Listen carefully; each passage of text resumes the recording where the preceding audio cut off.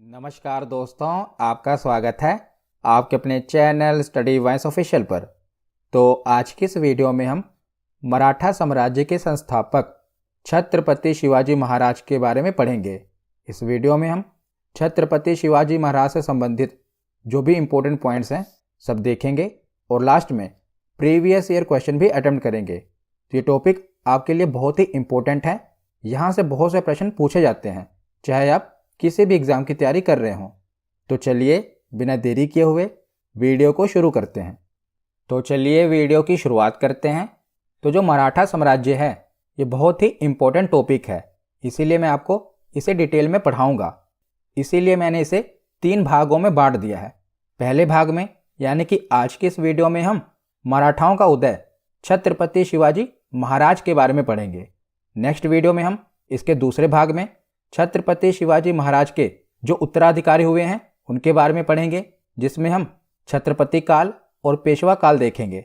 और तीसरे भाग में आंग्ल मराठा युद्ध और जो महत्वपूर्ण संधियां हुई थी मराठाओं की वो देखेंगे, क्योंकि ये भी एग्जाम में पूछी जाती हैं। इसीलिए मैंने मराठा साम्राज्य को 3 भागों में बांट दिया है ताकि आप इसे अच्छे से और डिटेल में समझ सकें। तो आज के इस वीडियो में हम इसका पहला भाग छत्रपति शिवाजी महाराज के बारे में पढ़ेंगे, क्योंकि इन्होंने ही मराठा साम्राज्य की नींव रखी थी और यहाँ से बहुत से प्रश्न बनते हैं। इसीलिए पूरी वीडियो को ध्यान से सुनिएगा और लास्ट में प्रीवियस ईयर क्वेश्चन जरूर अटेम्प्ट कीजिएगा। तो जैसा कि आपको पता है कि छत्रपति शिवाजी महाराज ने मराठा साम्राज्य की नींव रखी थी, तब उनके बहुत सारे विरोधी पहले से ही भारत में थे। जैसे कि उस समय भारत में मुगल साम्राज्य का शासन चल रहा था और इसके साथ साथ भारत में बहुत सी यूरोपीय कंपनी भी व्यापार की दृष्टि से भारत में आ रही थी। जैसे कि पुर्तगाली आ रहे थे, अंग्रेज आ रहे थे, तो बहुत सी यूरोपीय कंपनियां भी भारत में आ रही थी। और उसी के साथ साथ दक्षिण भारत में भी कुछ स्वतंत्र शासक थे, जैसे कि बीजापुर हो गया, गोलकुंडा हो गया। इनके साथ भी मराठाओं का संघर्ष चलता है। तो इतने संघर्षों के बीच में छत्रपति शिवाजी महाराज ने मराठा साम्राज्य की नींव रखी थी। और केवल नींव ही नहीं रखी थी, बल्कि मराठा साम्राज्य को सुदृढ़ और बहुत ही मजबूत भी बनाया था। तो मराठा साम्राज्य की नींव छत्रपति शिवाजी महाराज ने रखी थी। तो इन्हीं के बारे में आज हम पढ़ते हैं। तो छत्रपति शिवाजी महाराज का जन्म 19 फरवरी 1630 ईस्वी को हुआ था। तो कई किताबों में आप देखेंगे कि छत्रपति शिवाजी महाराज का जन्म अप्रैल 1627 लिखा हुआ है, मतलब कि इनकी जन्मतिथि में विवाद है। ज़्यादातर इतिहासकारों का मानना है कि छत्रपति शिवाजी महाराज का जन्म 19 फरवरी 1630 ईस्वी को हुआ था। तो इनका जन्म 19 फरवरी 1630 ईस्वी को वर्तमान महाराष्ट्र राज्य में पुणे जिले के शिवनेरी किले में हुआ था। किस किले में हुआ था? शिवनेरी किले में हुआ था, याद रखिएगा। और इनके पिताजी का नाम शाहजी था और माताजी का नाम जीजाबाई था। इनके पिता शाहजी बीजापुर के सुल्तान के यहाँ प्रथम श्रेणी के सरदार थे और शाहजी के पास पूना एवं बंगलोर की जागीर थी। और छत्रपति शिवाजी महाराज की माता एक योद्धा थी। उन्होंने ही छत्रपति शिवाजी महाराज को बचपन से ही धार्मिक ग्रंथों का ज्ञान दिया था, जैसे रामायण व महाभारत। और उन्होंने छत्रपति शिवाजी महाराज के वीर योद्धा बनने की नींव बचपन में ही रख दी थी। और इस प्रकार से हम ये भी कह सकते हैं कि शिवाजी महाराज की माता उनकी प्रथम गुरु थी। उसके बाद आगे देखते हैं। तो छत्रपति शिवाजी महाराज के आध्यात्मिक गुरु कौन थे? तो गुरु रामदास इनके आध्यात्मिक गुरु थे।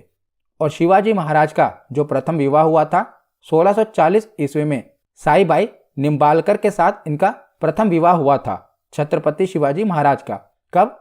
1640 ईस्वी में। तो यहाँ पर हमने छत्रपति शिवाजी महाराज का जीवन परिचय देख लिया। अब हम छत्रपति शिवाजी महाराज के अभियान देख लेते हैं।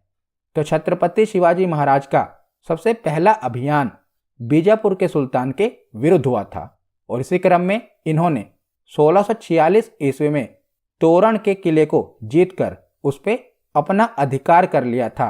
तो सबसे पहले अभियान में शिवाजी महाराज ने कौन सा किला जीता? तोरण का किला जीता। और कब जीता? 1646 ईस्वी में। तो तोरण का किला जीतने के बाद इसी वर्ष इन्होंने मुरुमगढ़ का किला भी जीत लिया।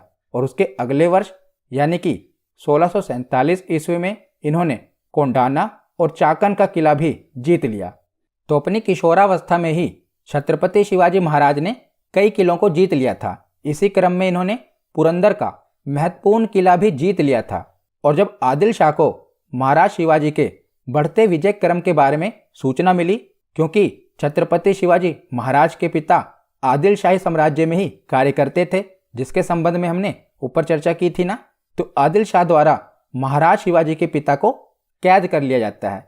और जब इनके पिताजी को कैद कर लिया जाता है, तब छत्रपति शिवाजी महाराज यह निर्णय लेते हैं कि कुछ समय तक अब हम आक्रमण नहीं करेंगे, यानी कि अभी सही समय नहीं है। और इस समय में इन्होंने क्या किया, अपनी सेना को मजबूत किया, सैन्य बल को इन्होंने बढ़ाया।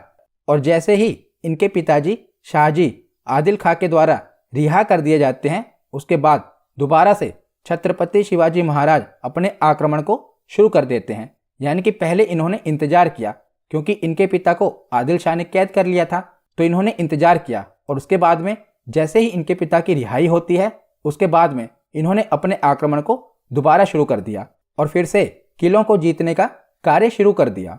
तो उसके बाद आगे अब हम देखते हैं, तो 1657 ईस्वी में छत्रपति शिवाजी महाराज का पहली बार मुगलों से संघर्ष हुआ और इसमें मराठा सेना को पीछे हटना पड़ा था। याद रखिएगा, तो सबसे पहली बार 1657 ईस्वी में मराठाओं का मुगलों से संघर्ष हुआ था और इसमें मराठा सेना को पीछे हटना पड़ा था।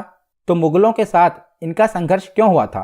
क्योंकि शिवाजी महाराज के अधिकारियों ने 1657 ईस्वी में अहमदनगर, जो कि उस समय मुगलों के अधिकार क्षेत्र में आता था, वहां पर अपना हस्तक्षेप कर दिया और इसी के साथ साथ जुनार के क्षेत्र में भी अपना हस्तक्षेप कर दिया था। यह भी मुगलों के ही अधीन आता था। इसीलिए 1657 ईस्वी में इनका मुगलों के साथ संघर्ष होता है और मराठा सेना को पीछे हटना पड़ता है। और उसके बाद आगे हम देखते हैं महाराज शिवाजी और अफजल खां की मुलाकात, जो कि इतिहास में बहुत ही महत्वपूर्ण घटना है। आपने इसके बारे में सुना या पढ़ा जरूर होगा, अफजल खां की मुलाकात। तो आदिल शाह ने शिवाजी महाराज की बढ़ती हुई शक्ति के क्रम में अफजल खां नामक एक सूबेदार को शिवाजी महाराज के पास संधि करने के लिए भेजा। तो जो ये अफजल खां था, ये बीजापुर का सूबेदार था। तो आदिल शाह ने इसे छत्रपति शिवाजी महाराज के पास संधि करने के लिए भेजा था, परंतु जो ये अफजल खां था, ये शिवाजी महाराज को मारना चाहता था। इसीलिए ये हत्या के चाह से शिवाजी के पास मिलने आया था। तो जो अफजल खां था, ये बीजापुर के प्रमुख सूबेदारों में था और इसका कद लगभग 6.5 फीट लंबा था। और उस समय इसके बारे में यह कहा जाता था कि ये इतना शक्तिशाली था कि यह अपने हाथों से ही किसी का सर दबोचकर उसको मृत्यु के घाट उतार सकता था। यानी कि ये अपने हाथों से ही सर दबोचकर मार देता था। ये बहुत ही शक्तिशाली था। और छत्रपति शिवाजी महाराज और अफजल खां की मुलाकात कहाँ पर हुई थी? तो प्रतापगढ़ में हुई थी। और शिवाजी महाराज की अफजल खां की मुलाकात से पहले ही जो शिवाजी महाराज के अधिकारी थे, उन्होंने शिवाजी महाराज को सचेत कर दिया था कि जो अफजल खां है इनको मारने आ रहा है। इसीलिए छत्रपति शिवाजी महाराज ने पहले से ही तैयारी कर रखी थी। तो छत्रपति शिवाजी महाराज और अफजल खां की मुलाकात प्रतापगढ़ में 10 नवंबर 1659 ईस्वी में हुई थी। तो छत्रपति शिवाजी महाराज ने अफजल खां के इरादों को पहचान लिया था और उसके मंसूबों को पानी फेरने के लिए अपनी पूरी तैयारी भी कर ली थी। तो शिवाजी महाराज ने अपनी सेना को जंगल में छुपने का आदेश दे दिया था और इसके साथ साथ इन्होंने अपने साथ बाघनख हथियार, जो कि बाघों के नाखून जितना तेज होता था, उसे अपने साथ ले गए थे छुपाकर। और उसी के साथ साथ खुद भी एक स्टील का कवच पहनकर अफजल खां से मिलने गए थे। तो इन्होंने पूरी तैयारी कर ली थी, एक स्टील का कवच पहन लिया था और उसी के साथ साथ बाघनख हथियार, इसे भी छुपाकर अपने साथ ले गए थे। तो उसके बाद आगे क्या होता है कि अफजल खां ने अपनी योजना के अनुसार धोखे से शिवाजी महाराज के ऊपर खंजर से प्रहार किया, परंतु स्टील का कवच होने के कारण उस समय खंजर का शिवाजी महाराज पर कोई असर नहीं हुआ। और तब शिवाजी महाराज ने उस बाघनख के साथ, जो कि वो छुपा कर लेकर गए थे, उसकी सहायता से अफजल खां को मार दिया। तो बाघनख की सहायता से शिवाजी महाराज ने अफजल खां को मार दिया और उसी समय प्रतापगढ़ का युद्ध हो जाता है। और मराठा सेना, जो कि जंगल में छुपी हुई थी, क्योंकि शिवाजी महाराज पहले से तैयारी करके आए थे, तो मराठा सैनिक जंगल में छुपे हुए थे। तो मराठा सैनिकों द्वारा बीजापुर के लगभग 3000 सैनिकों को मार दिया जाता है और इसके साथ प्रतापगढ़ के किले पर भी अधिकार कर लिया जाता है। तो यहाँ पर 1659 ईस्वी में शिवाजी महाराज के द्वारा अफजल खां की हत्या कर दी जाती है और प्रतापगढ़ किले पर भी अधिकार कर लिया जाता है। तो आगे अब हम देखते हैं। तो इसी क्रम में औरंगजेब, जो उस समय मुगल शासक होता है, शिवाजी के समय मुगल शासक कौन होता है? औरंगजेब। तो औरंगजेब ने 1660 ईस्वी में शाइस्ता खां को दक्षिण भारत में भेजा ताकि वो शिवाजी महाराज के प्रभाव और शक्तियों पर अंकुश लगा सके। तो शाइस्ता खां लगभग 1.5 लाख सैनिक लेकर दक्षिण भारत में आता है। तब शाइस्ता खां ने पहले पुणे के क्षेत्र में शिवाजी महाराज के कुछ किलों पर अभियान करना शुरू किया और अपने कब्जे में लेना शुरू कर दिया और इसी के साथ साथ उसने शिवाजी महाराज के लाल महल को भी अपने कब्जे में ले लिया। किसने? शाइस्ता खां ने। तब उसके बाद क्या होता है कि 1663 ईस्वी में छत्रपति शिवाजी महाराज ने शाइस्ता खां से निपटने के लिए एक रणनीति बनाई और बहुत ही कम संख्या का एक समूह बनाकर शाइस्ता खां के किले के अंदर चुपके से दाखिल हो गए और वहां पर जाकर शाइस्ता खां को जख्मी कर दिया। जिसके बाद क्या होता है कि शाइस्ता खां वहां से अवसर पाकर औरंगजेब के पास वापस भाग जाता है और औरंगजेब भी शाइस्ता खां को उसके डरपोक और खराब युद्ध नीति के कारण दंडित करता है और इस प्रकार क्या होता है कि छत्रपति शिवाजी महाराज द्वारा शाइस्ता खां को बुरी तरह से पराजित किया जाता है। उसके बाद अगली महत्वपूर्ण घटना है कि 1664 ईस्वी में मुगलों के अंतर्गत आने वाले धनवान क्षेत्र सूरत पर भी छत्रपति शिवाजी महाराज द्वारा एक अभियान किया जाता है और 5 जनवरी 1664 के अगले 4 से 5 दिनों तक मराठाओं ने सूरत से बहुत सारा धन लूटा और इस क्रम में किसी भी आम व्यक्ति को हानि नहीं पहुंचाई गई, यानी कि सूरत की प्रजा को नुकसान नहीं पहुंचाया गया, बल्कि यह अभियान केवल मुगलों को आर्थिक चोट पहुंचाना था। इसीलिए छत्रपति शिवाजी महाराज ने सूरत पर अभियान किया था और इस अभियान से इनको लगभग 1 करोड़ रुपए की संपत्ति प्राप्त हुई थी। कहां से? सूरत के अभियान से, जो कि 1664 ईस्वी में किया गया। इसके बाद एक और बार सूरत में अभियान करते हैं, वो हम आगे देखेंगे। तो पहले हमने देखा कि 1664 ईस्वी में सूरत पर अभियान किया जाता है और यहां से 1 करोड़ की संपत्ति प्राप्त होती है। उसके बाद अगली महत्वपूर्ण घटना है पुरंदर की संधि। Very very important. तो इस लूट के बाद, यानी कि सूरत की लूट के बाद, मुगल सत्ता को काफी बड़ी चोट पहुंची थी और फिर मुगल शासक औरंगजेब द्वारा राजपूत राजा जयसिंह को 1665 ईस्वी में छत्रपति शिवाजी महाराज के साथ संघर्ष करने के लिए भेजा गया था। उसके बाद क्या होता है कि राजपूत राजा जयसिंह, जिसको औरंगजेब के द्वारा भेजा गया था, राजपूत राजा जयसिंह और छत्रपति शिवाजी महाराज के मध्य पुरंदर की संधि होती है। ये पुरंदर की संधि बहुत ही इंपॉर्टेंट है, याद रखिएगा।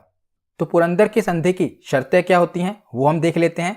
तो छत्रपति शिवाजी महाराज और जयसिंह के बीच जून 1665 में पुरंदर की संधि होती है, जो कि काफी महत्वपूर्ण है। इस संधि के तहत छत्रपति शिवाजी महाराज को अपने किले मुगलों को देने पड़ते हैं और औरंगजेब की एक तरह से प्रतीकात्मक जीत हो जाती है। तो इसकी शर्तें क्या क्या होती हैं? तो शिवाजी महाराज को औरंगजेब की अधीनता स्वीकार करनी पड़ी। दूसरी शर्त क्या थी? शिवाजी महाराज को अपने जीते हुए 35 किलों में से 23 किले मुगलों को देने पड़े। ये दूसरी शर्त थी। तीसरी शर्त क्या थी कि संधि के तहत शिवाजी महाराज के बड़े पुत्र संभाजी को औरंगजेब के दरबार में 5000 का मनसब दिया जाएगा और जयसिंह छत्रपति शिवाजी महाराज को औरंगजेब के दरबार में चलने के लिए प्रार्थना करता है तथा मुगल सत्ता से रियायत दिलाने के लिए आगरा में आमंत्रित करता है। तो जयसिंह छत्रपति शिवाजी महाराज को यह विश्वास दिलाता है कि वो औरंगजेब के दरबार में आए, वहां पर उन्हें उचित सम्मान दिया जाएगा और कुछ शर्तों के अधीन उन्हें अपने क्षेत्र में राज्य करने के लिए स्वतंत्र कर दिया जाएगा। तो बाद में क्या होता है कि इसी पुरंदर की संधि के संबंध में छत्रपति शिवाजी महाराज 1666 ईस्वी में आगरा में औरंगजेब के दरबार में गए थे और वहां औरंगजेब के द्वारा शिवाजी महाराज के साथ अच्छा व्यवहार नहीं किया गया, जिसके बाद शिवाजी महाराज ने इसका विरोध किया और इसी कारण क्या हुआ कि औरंगजेब ने इन्हें कैद करके जयपुर महल में भेज दिया। तो यहाँ पर क्या हुआ कि औरंगजेब ने शिवाजी महाराज को जयपुर महल में कैद कर लिया। तो उसके बाद क्या होता है कि जयपुर महल में शिवाजी महाराज कई दिनों तक रहते हैं, यानी कि उन्हें वहां पर कैद कर लिया गया था और बाद में शिवाजी महाराज ने अपने आप को कैद से छुड़ाने का प्रयास किया और वे कैद से भागने में सफल रहे। यानी कि शिवाजी महाराज औरंगजेब की कैद से भागने में सफल रहे और कैद से भाग निकलने के बाद इन्होंने फिर से मराठा साम्राज्य की कमान संभाली और एक बार फिर से मुगलों के नियंत्रण क्षेत्र में आने वाले सूरत पर अभियान किया और यह अभियान छत्रपति शिवाजी महाराज ने 1670 में किया। तो पहले भी हमने देखा था कि 1664 ईस्वी में छत्रपति शिवाजी महाराज के द्वारा सूरत पर अभियान किया जाता है, जिसके बाद क्या होता है कि 1665 ईस्वी में औरंगजेब जयसिंह को भेजता है। उसके बाद 1665 में पुरंदर की संधि होती है और पुरंदर की संधि के संबंध में ही जब छत्रपति शिवाजी महाराज औरंगजेब के पास जाते हैं तो औरंगजेब क्या करता है, छत्रपति शिवाजी महाराज को कैद कर लेता है। और उसके बाद क्या होता है कि किसी तरह से छत्रपति शिवाजी महाराज औरंगजेब की कैद से भाग निकलते हैं और दोबारा सूरत पर अभियान कर देते हैं और इस बार 1670 में इन्होंने दोबारा सूरत पर अभियान कर दिया, याद रखिएगा। तो उसके बाद आगे हम देखते हैं छत्रपति शिवाजी महाराज का राज्य अभिषेक। तो अभी तक शिवाजी महाराज ने अपना राज्याभिषेक नहीं करवाया था, पर 1674 ईस्वी में शिवाजी महाराज अपना राज्याभिषेक कराते हैं और शिवाजी महाराज ने रायगढ़ को अपनी राजधानी बनाया राज्याभिषेक करने के बाद। तो 6 जून 1674 ईस्वी में इनका राज्याभिषेक हुआ और राज्याभिषेक काशी के ब्राह्मण विशेश्वर भट्ट, जिसे गंगा भट्ट के नाम से भी जाना जाता है, इन्होंने वैदिक विधि विधान से शिवाजी महाराज का राज्य अभिषेक करवाया और इनके राज्य अभिषेक के 11 दिनों बाद जीजाबाई यानी कि इनकी माता का निधन हो जाता है। उसके बाद 24 सितंबर 1674 ईस्वी को छत्रपति शिवाजी महाराज ने अपना दूसरा राज्याभिषेक तांत्रिक विधि विधान से करवाया। तो इन्होंने अपना पहला राज्याभिषेक 6 जून 1674 ईस्वी को कराया। उसके बाद अपनी माता की मृत्यु के बाद दोबारा 24 सितंबर 1674 ईस्वी को शिवाजी महाराज ने अपना दूसरा राज्याभिषेक करवाया। तो पहला राज्याभिषेक गंगा भट्ट के द्वारा किया गया था और दूसरा राज्याभिषेक निश्चलपुरी गोसाई के द्वारा करवाया गया था। तो शिवाजी ने अपनी राजधानी किससे बनाया राज्याभिषेक के बाद? रायगढ़ को, और रायगढ़ में ही छत्रपति शिवाजी महाराज की 1680 में मृत्यु हो जाती है। तो रायगढ़ के किले में इनका राज्याभिषेक हुआ था, तभी से इन्हें छत्रपति के नाम से बुलाया जाने लगा। यानी कि अपने राज्याभिषेक के बाद 1674 ईस्वी में जब इनका राज्याभिषेक रायगढ़ में हुआ, उसके बाद से इन्हें छत्रपति बुलाया जाने लगा। तो जब शिवाजी महाराज ने अपना राज्याभिषेक में छत्रपति की उपाधि ली, उसके बाद इन्होंने दक्षिण में मुगलों के अधिकार क्षेत्रों पर अभियान करना शुरू कर दिया और इसी क्रम में इन्होंने खानदेश का अभियान, बीजापुर का अभियान, कारवार का अभियान, कोल्हापुर का अभियान किया, जिसमें इन्हें विजय प्राप्त हुई थी और दक्कन के क्षेत्र में रह रहे हिंदुओं से बाहर से आई इस्लामिक शक्तियों के खिलाफ भी खड़े होने के लिए इन्होंने प्रेरित किया। तो 1677 ईस्वी में ये हैदराबाद गए और उस समय वहां शासन कर रही कुतुबशाही सत्ता से इन्होंने संधि कर ली। और इसके बाद क्या होता है कि 1678 ईस्वी में छत्रपति शिवाजी महाराज द्वारा उनका अंतिम अभियान कर्नाटक के विरुद्ध करा जाता है और वहां पर इन्होंने जिंजी के किले पर विजय प्राप्त की और उसे अपने अधिकार में कर लिया। और उसके बाद 3 अप्रैल 1680 ईस्वी को छत्रपति शिवाजी महाराज का देहांत हो जाता है। तो इसके बाद आगे अब हम इनकी प्रशासन व्यवस्था देख लेते हैं। तो शिवाजी महाराज के मंत्रिमंडल को अष्टप्रधान कहा गया। तो देख लेते हैं कि इनके मंत्रिमंडल में कौन कौन से मंत्री थे। तो सबसे पहले हैं पेशवा। तो पेशवा का काम क्या था? तो संपूर्ण राज्य के शासन की देखभाल करना ये पेशवा का काम था। तो छत्रपति के बाद मराठा साम्राज्य में सबसे ज्यादा शक्तियां पेशवा के पास ही थी। आगे हम देखेंगे कि जब छत्रपति काल समाप्त हो जाता है तो पेशवा के पास ही पूरे मराठा साम्राज्य की शक्तियां आ जाती हैं। तो छत्रपति के बाद सबसे महत्वपूर्ण पद किसका था? पेशवा का था। इसका काम था संपूर्ण राज्य के शासन का देखभाल करना। दूसरे मंत्री थे अमात्य। ये अर्थ मंत्री थे, यानी कि आय व्यय का लेखा जोखा किसका काम था? अमात्य का। इनके मंत्रिमंडल में तीसरे मंत्री थे सुमंत। सुमंत यानी कि विदेश मंत्री। चौथा मंत्री पद था चिटनिस। तो ये पत्राचार विभाग था। 5वें मंत्री थे सेनापति या सरिये नौबत, जो कि सैन्य प्रधान थे, यानी कि ये सेना के प्रधान थे। उसके बाद है न्यायाधीश। तो ये मंत्री नाम से ही क्लियर है कि न्याय विभाग का प्रधान होते थे। उसके बाद है पंडित राव। तो ये मुख्य सलाहकार और जो धार्मिक कार्य होते थे उनके मामलों के मंत्री थे। उसके बाद है वकाया नवीस यानी कि गुप्तचर और सूचना विभाग, किसके अंदर आता था? तो वकाया नवीस के अंदर आता था। तो इन 8 मंत्रियों को छत्रपति शिवाजी महाराज के मंत्रिमंडल का अष्टप्रधान कहा गया। पेशवा, अमात्य, सुमंत, चिटनीस, सेनापति, न्यायाधीश, पंडित राव और वकाया नवीस। तो छत्रपति शिवाजी महाराज की सेना 3 महत्वपूर्ण भागों में विभक्त थी। पहली थी पागा सेना, जिसमें नियमित घुड़सवार सैनिक होते थे। दूसरी थी सिलहदार, जिसमें अस्थायी घुड़सवार सैनिक होते थे। ये वैसे तो पैदल सैनिक होते थे, परंतु जब घुड़सवार की जरूरत पड़ती थी तब ये घुड़सवार सैनिक बन जाते थे। तो ये अस्थायी घुड़सवार सैनिक होते थे। उसके बाद है पैदल यानी कि पैदल सेना। तो पागा सेना, सिलहदार और पैदल सेना, इन 3 महत्वपूर्ण भागों में शिवाजी महाराज की सेना बटी हुई थी। तो छत्रपति शिवाजी महाराज ने मजबूत नौसेना का भी गठन किया था और शिवाजी महाराज का सर्वप्रथम नौसैनिक बेड़ा कोलाबा में स्थापित किया गया था। बहुत ही इंपॉर्टेंट है। इनका सबसे पहला नौसेना बेड़ा कहां पर स्थापित किया गया? कोलाबा में, याद रखिएगा। और छत्रपति शिवाजी महाराज को फादर ऑफ इंडियन नेवी भी कहा जाता है। उसके बाद आगे देखते हैं भू राजस्व व्यवस्था। तो छत्रपति शिवाजी महाराज के समय उनके द्वारा 33% से लेकर 40% तक का कर लिया जाता था और उसमें 2 प्रमुख कर थे। कौन कौन से? जिनका नाम था चौथ कर और दूसरा था सरदेशमुखी कर। तो चौथ कर और सरदेशमुखी कर क्या है ये देख लेते हैं। तो पहले देखते हैं सरदेशमुखी कर।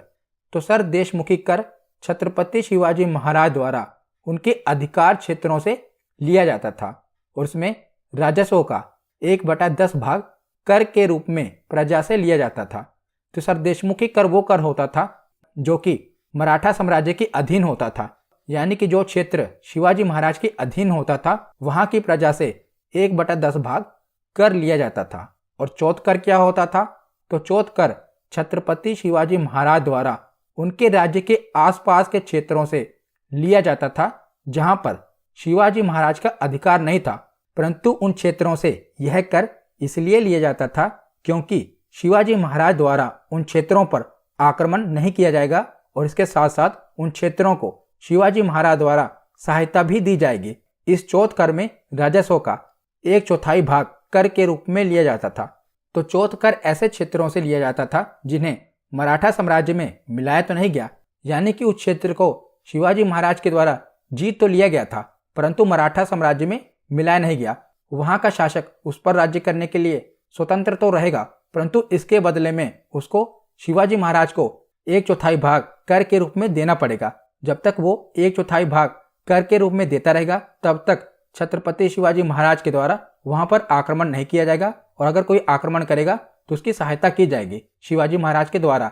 इसीलिए 1/4 भाग कर के रूप में वहां से लिया जाएगा। इसी को चौथ कर कहा गया। और जो सरदेशमुखी कर है वो शिवाजी महाराज के द्वारा उनके अधिकार क्षेत्रों से लिया जाएगा, यानी कि जहां पर उनका अधिकार क्षेत्र है अपनी प्रजा से 1/10 भाग कर के रूप में लिया जाएगा। और चौथ कर ऐसे क्षेत्रों से लिया जाएगा जहां पर आक्रमण करके उसे जीत तो लिया पर वहां का राजा स्वतंत्र है राज्य करने के लिए, उसे अपने साम्राज्य में शिवाजी महाराज ने नहीं मिलाया बल्कि उसे 1/4 भाग कर के रूप में शिवाजी महाराज को देना पड़ेगा। अगर वो राज्य ऐसा नहीं करेगा तो शिवाजी महाराज के द्वारा उस पर आक्रमण कर दिया जाएगा। तो इसी 1/4 भाग कर को चौथ कर कहा गया। आशा करता हूं आपको समझ आ गया होगा। उसके बाद आगे हम कुछ महत्वपूर्ण तथ्य देख लेते हैं। तो छत्रपति शिवाजी महाराज एक सहिष्णु शासक थे और इस्लाम धर्म का भी आदर करते थे और इसके साथ उनकी सेना में भी बहुत से मुस्लिम सिपाही थे। तो इन्होंने अपनी प्रजा से चाहे वो हिंदू हो या मुसलमान उसे कभी भेदभाव नहीं किया। तो ये एक सहिष्णु शासक थे। और इतिहासकार स्मिथ ने शिवाजी महाराज के प्रशासन को डाकू प्रशासन के नाम से संबोधित किया है क्योंकि शिवाजी महाराज अपने युद्धों में गुरिल्ला युद्ध पद्धति का उपयोग करते थे। इसीलिए इतिहासकार स्मिथ ने शिवाजी महाराज के प्रशासन को डाकू प्रशासन के नाम से संबोधित किया। और शिवाजी महाराज को पहाड़ी चूहा की संज्ञा किसने दी? तो औरंगजेब ने शिवाजी महाराज को पहाड़ी चूहा कहा था, याद रखिएगा। किसके द्वारा? औरंगजेब के द्वारा। और शिवाजी महाराज द्वारा एक बहुत बड़ी सेना का निर्माण किया गया था जिसके कारण इन्हें फादर ऑफ इंडियन नेवी के नाम से भी संबोधित किया जाता है।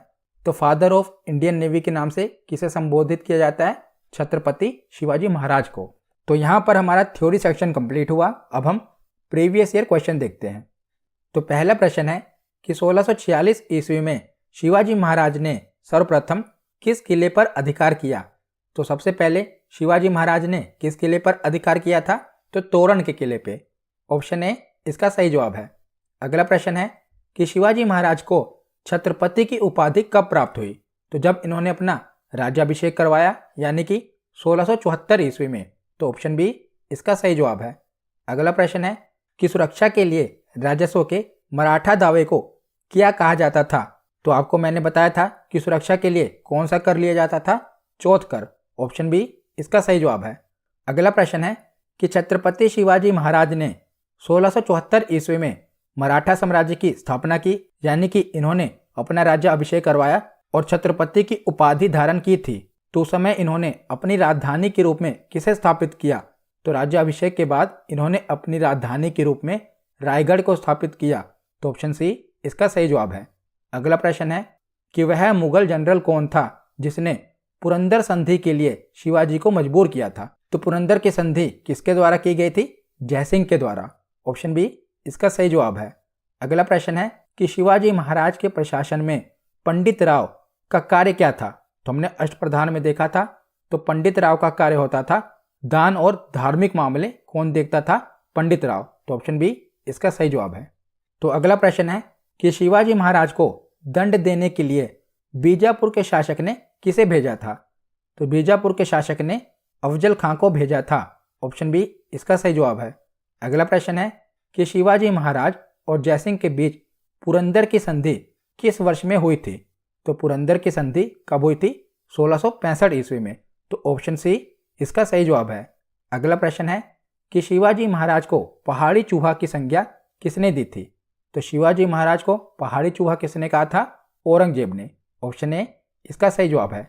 अगला प्रश्न है कि शिवाजी महाराज ने मुगलों को किस संधि के द्वारा जीते हुए किलों को हस्तांतरित किया। तो इसका सही जवाब है ऑप्शन सी, पुरंदर की संधि के अंतर्गत शिवाजी को जीते हुए किलों को मुगलों को हस्तांतरित करना पड़ा। अगला प्रश्न है कि शिवाजी महाराज ने मजबूत नौसेना का गठन किया था और शिवाजी महाराज का सर्वप्रथम नौसैनिक बेड़ा कहाँ स्थापित हुआ था। तो इसका सही जवाब है ऑप्शन सी, कोलाबा। आज का आखिरी प्रश्न है कि शिवाजी महाराज के प्रशासन में विदेश मंत्री को किस नाम से जाना जाता था। तो विदेश मंत्री को सुमंत नाम से जाना जाता था। ऑप्शन सी इसका सही जवाब है। तो आज की ये वीडियो यहीं पर ख़त्म होती है। कैसी लगी ये वीडियो कमेंट सेक्शन में ज़रूर बताना। धन्यवाद।